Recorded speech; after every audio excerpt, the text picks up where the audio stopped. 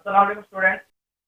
आज हम chapter number 8 एल्फेटिक hydrocarbons का टॉपिक नंबर 1 जो है method for preparation of alkyne, उसका मेथड नंबर 4 पढ़ने वाले हैं। हम लास्ट अपनी दो वीडियोस के अंदर जो है मेथड फॉर प्रिपरेशन के लिए जो है हम तीन मेथड्स को पढ़ चुके हैं, जिनके अंदर हमने फर्स्ट जो मेथड पढ़ा था वो था हाइड्रोजनेशन ऑफ अल्काइंस या अल्कीन्स, और सेकंड मेथड हमने पढ़ा था preparation of alkenes from alkyl halides, और जो था नंबर 3 था मेथड हमने जो स्टडी किया था अल्कीन्स की प्रिपरेशन के लिए वो था डीकार्बोक्सिलेशन ऑफ मोनोकार्बोक्सिलिक एसिड। तो आज हम टॉपिक स्टार्ट करने वाले हैं। आज जो जिस मेथड को हम स्टडी करेंगे वो है मेथड नंबर 4, और वो मेथड क्या है कि हमने अल्कीन्स को प्रिपेयर करना है कार्बोनाइल कंपाउंड से। अब हम कार्बोनाइल कंपाउंड से किस तरह से प्रिपेयर कर सकते हैं, चाहे हमारा एल्डिहाइड हो चाहे हमारा कीटोन हो कार्बोनाइल कंपाउंड के अंदर, तो उसके अंदर क्या होगा, हमारा जो कार्बोनाइल ग्रुप होगा वो रिड्यूस हो जाएगा अल्केन्स के अंदर।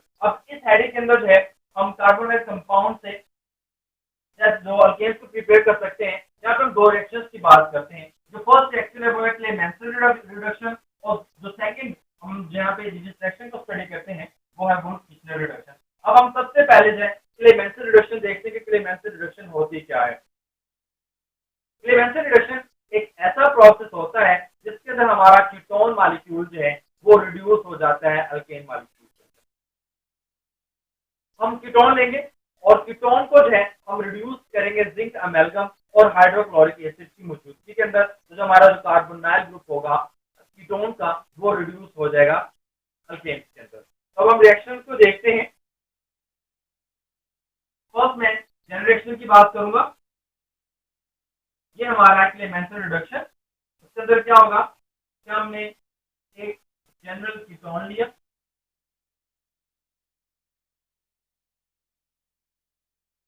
इसको हमने रिड्यूस करवाया zinc amalgam in the presence of hydrochloric acid. तो ये जो कार्बोनाइल हमारा ग्रुप होगा ये रिड्यूस हो जाएगा CH2 के अंदर, और इसके साथ साथ जो है वाटर जनरेट हो जाएगा।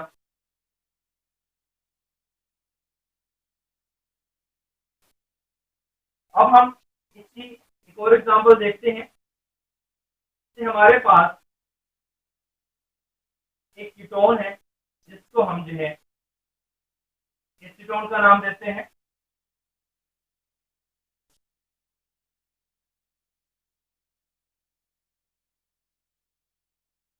ये एसीटोन जिंक अमेल्गम और HCl की मौजूदगी के अंदर कन्वर्ट हो जाएगा CH3 CH2 CH3 के अंदर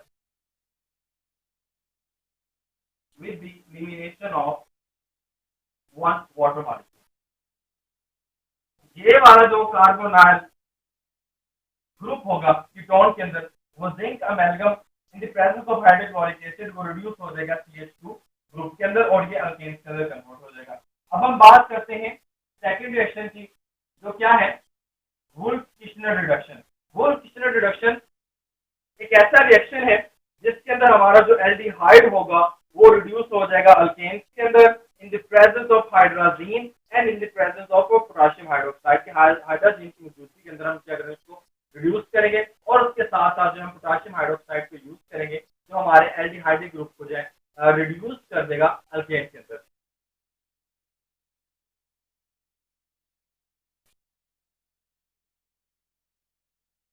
C double bond oxygen H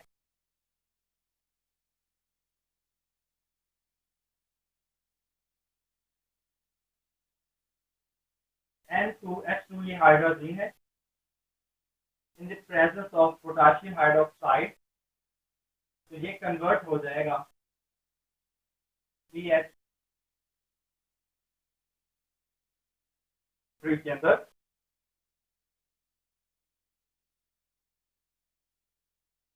और साथ में वन वाटर मॉलिक्यूल है वो इवॉल्व हो जाएगा। अब हम इसकी एक और प्रॉपर एग्जांपल लेते हैं। हमने एसिटाल्डिहाइड लिया, इसके अंदर हमने हाइड्रोजीन ऐड की इन the presence of potassium hydroxide. तो एसिटाल्डिहाइड जो है ये कन्वर्ट हो जाएगा इथेन के अंदर with the elimination of one molecule of water। तो ये था कार्बोनाइल कंपाउंड से जो है हम अल्केन्स को किस तरह से हासिल कर सकते हैं। इसके अंदर है दो रिएक्शन है, एक एलिमेंटल रिडक्शन और दूसरा वर्क फिशनर रिडक्शन। ये दोनों शॉर्ट क्वेश्चन के लिहाज से बहुत इंपॉर्टेंट है और ये इन दोनों का डिफरेंस आता होता है।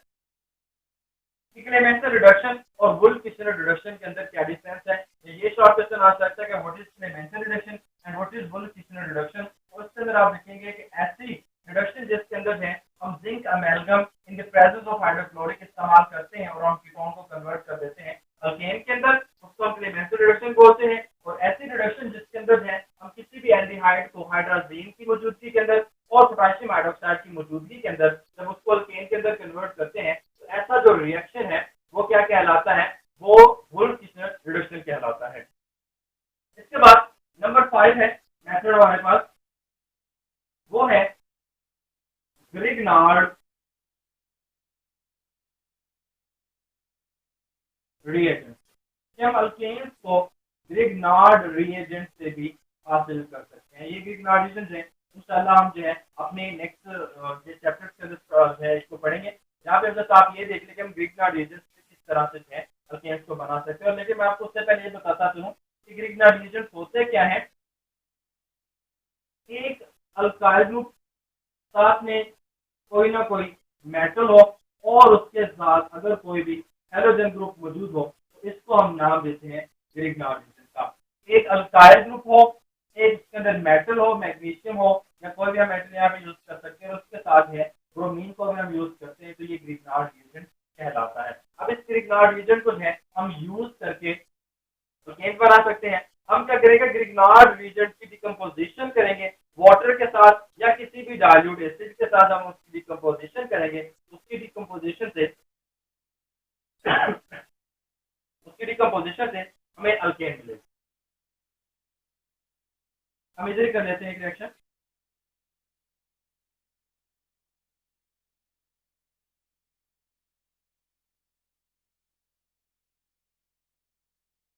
तो क्या होगा, यहाँ से एक हाइड्रोजन मॉलिक्यूल है, एक हाइड्रोजन है वो आर के साथ अटैच हो जाएगा तो ये हमारा साइड प्रोडक्ट बन जाएगा MgOH और इधर आ जाएगा। फिर अब यहाँ पे एक एग्जांपल देखते हैं मिथाइल ग्रुप की, मिथाइल मैग्नीशियम ब्रोमाइड। इसको हम वाटर के अंदर डाल देंगे। क्या होगा, ये कन्वर्ट हो जाएगा CH3, एक हाइड्रोजन इधर आ जाएगा, ये हो जाएगा मीथेन और इधर मैग्नीशियम है, मैग्नीशियम के साथ OH ग्रुप अटैच हो जाएगा और इस जगह पे Cr ग्रुप अटैच। अगर हम कार्बन के चेन को बढ़ा दें तो हम जो है यहाँ पे इथाइल मैग्नीशियम ब्रोमाइड यूज करते हैं तो सब जो है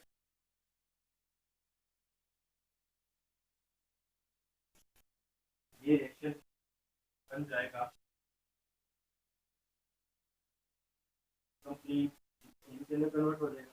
साथ में यही वाला मैग्नीशियम OH और उसके साथ ब्रोमीन। तो ये थे मेथड जिनके जरिए से है हम अल्केन्स को प्रिपेयर कर सकते हैं। लास्ट वाला जो हमारा मेथड है ग्रिग्नार्ड रिएजेंट से, ग्रिग्नार्ड रिएजेंट से हम किस तरह से अल्केन को हासिल कर सकते हैं। तो हम अपने ग्रिग्नार्ड रिएजेंट को लेंगे, उसकी डिकम्पोजिशन करेंगे वाटर के साथ या किसी भी डाइल्यूट एसिड के साथ, तो वो कन्वर्ट हो जाएगा करस्पॉन्डिंग अल्केन के अंदर। इसके बाद हम फिजिकल प्रॉपर्टीज की बात करेंगे और वो जो टॉपिक है उसको भी हम जो है इसी हेडिंग के अंदर लेके आएंगे जो हमारा टॉपिक नंबर 1 है।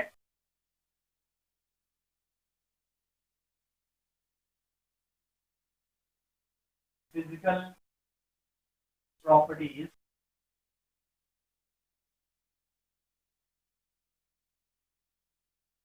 Of alkane. तो जो प्रॉपर्टी है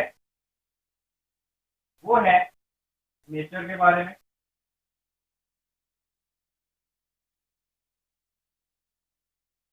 वो क्या है कि up to 4 carbon atom, up to 4 carbon atom,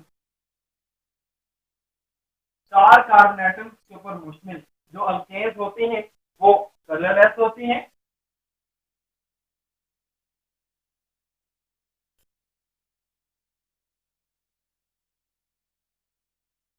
odourless होती हैं,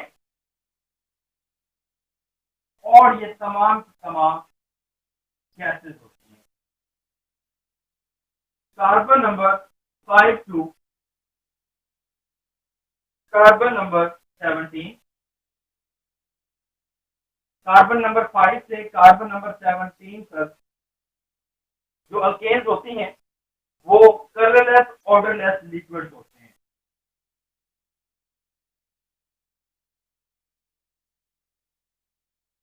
colourless and odourless liquid and up to carbon 18 and so on CN तक जितने भी कार्बन एटम्स के ऊपर मुश्किल अल्केन्स होंगी वो सारे के सारे क्या होंगी, सॉलिड होंगी, और वो भी कलरलेस और ऑर्डरलेस होंगी।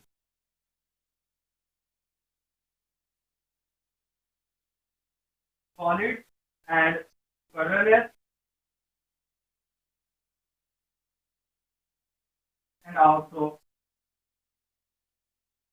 ऑर्डर। अब सेकंड प्रॉपर्टी जो है वो है सॉल्युबिलिटी।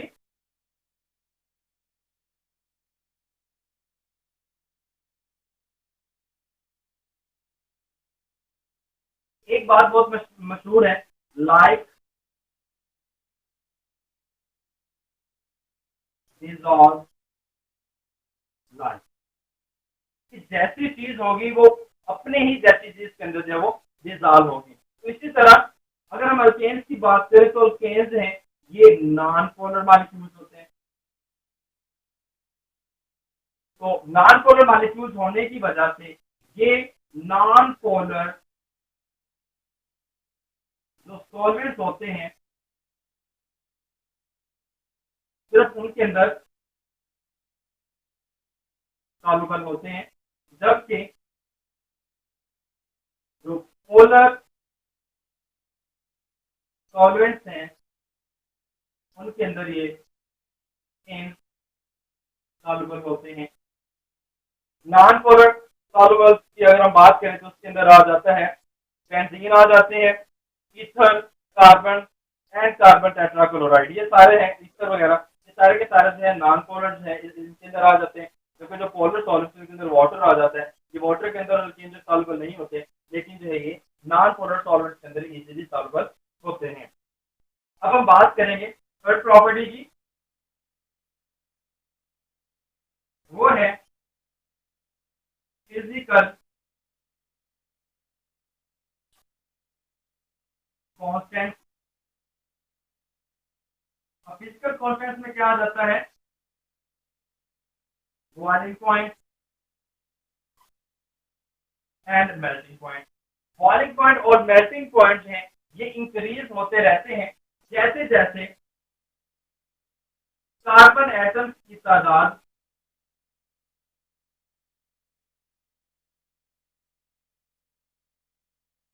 इंक्रीज होती रहती है,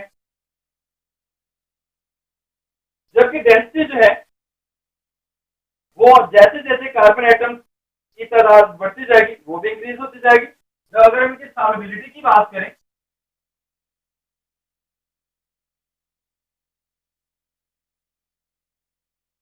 solubility will decrease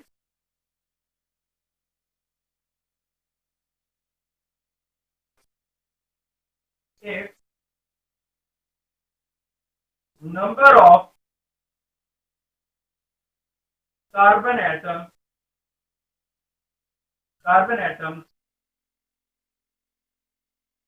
इंक्रीज।